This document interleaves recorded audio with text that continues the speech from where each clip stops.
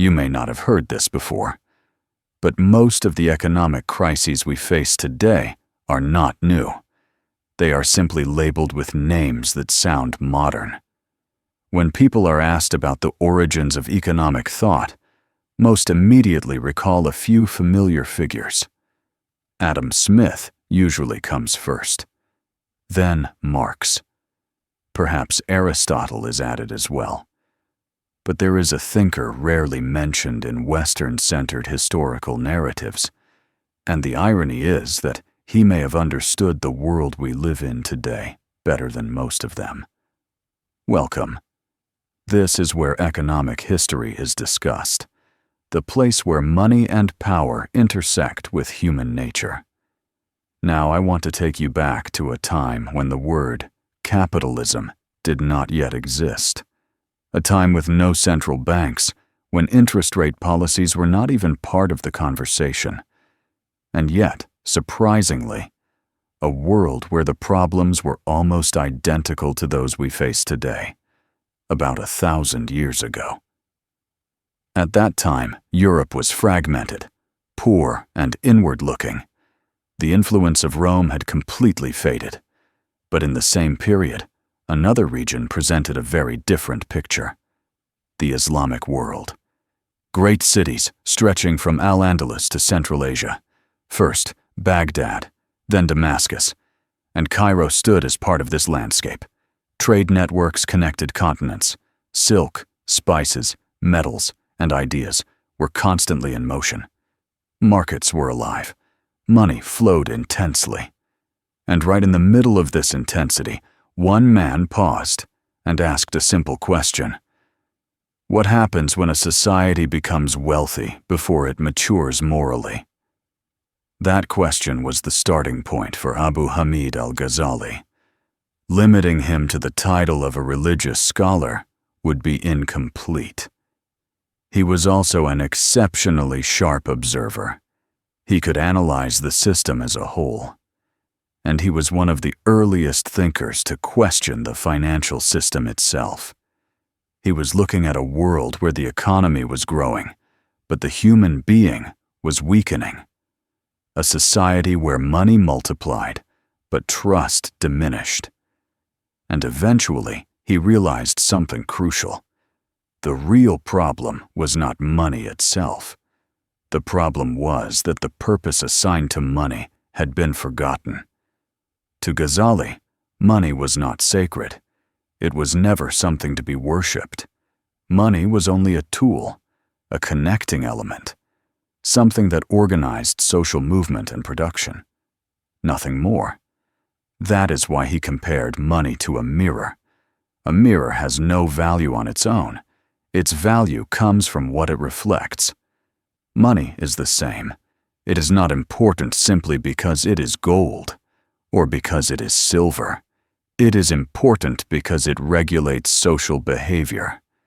But this is where the real issue began, because people stopped looking into the mirror and started admiring the mirror itself. One of Ghazali's strongest criticisms was this: money that does not circulate is dead money.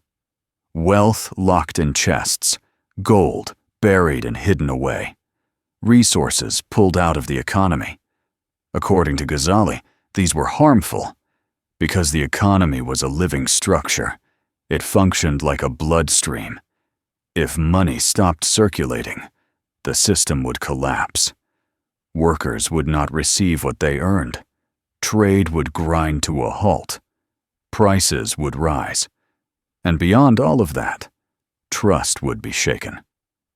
The issue was very clear. Scarcity does not always emerge from a lack of resources. More often, it emerges from hoarding. In reality, the resources exist. They are simply removed from circulation. And at this point, another danger appears: speculation. Ghazali did not see speculation as clever trade. To him, it was a moral failure. Those who deliberately manipulate prices, those who intentionally create scarcity, those who profit from crises. They did not contribute to the system. They survived on the losses of others. and according to Ghazali, this behavior spread rapidly. Once it became acceptable, it multiplied very quickly, first in the marketplace, then in institutions, and eventually throughout society. But here is a critical point. Ghazali was not hostile to trade. He was not opposed to profit. On the contrary, he saw trade as a natural and necessary part of life. He believed wealth could be meaningful when used correctly. The issue was never profit itself.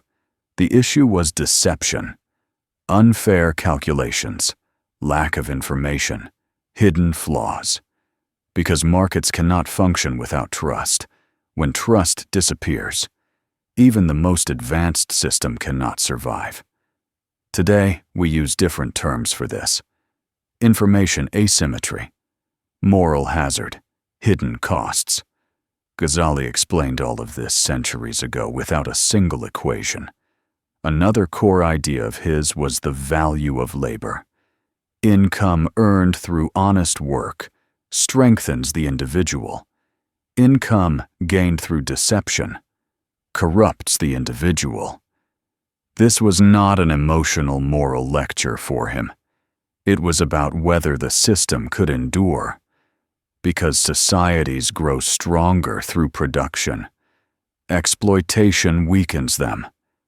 But Ghazali did not stop there. He openly criticized the state as well. He strongly condemned interference with the value of money, debasing the currency, reducing its value without making it obvious, extracting wealth from the public through inflation. To him, this had a name: unspoken theft. A theft no one immediately noticed, a system whose cost was paid most heavily by the poor. The state's role was not to manipulate markets. Its true role was to uphold justice. He warned that rulers who sacrificed trust for short-term gains were destroying their states from within. And history has shown this repeatedly.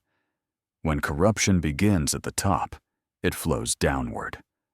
When rulers cheat, merchants feel justified in cheating. When institutions lack integrity, individuals see no reason to remain honest. The final result was clear: a chain reaction of distrust.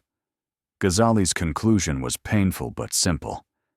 A society can survive poverty, but it cannot survive corruption.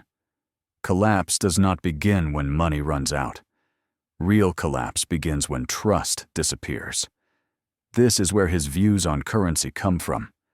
Money is, at its core, a system of belief.